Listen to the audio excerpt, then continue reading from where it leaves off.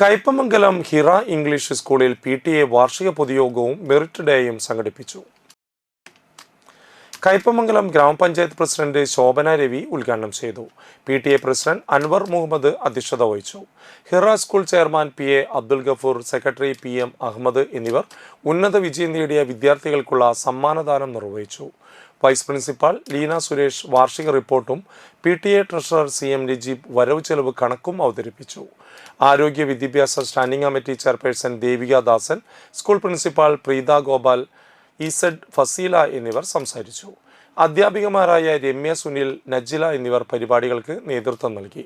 ഹിറ സ്കൂളിന്റെ 2025-26 അധ്യയന വർഷത്തെ PTA പ്രസിഡന്റായി KJ അഷിത, ജനറൽ സെക്രട്ടറിയായി പ്രീത ഗോപാൽ, ട്രഷററായി മുഹമ്മദ് അഷ്റഫ് എന്നിവരെ യോഗം തെരഞ്ഞെടുത്തു.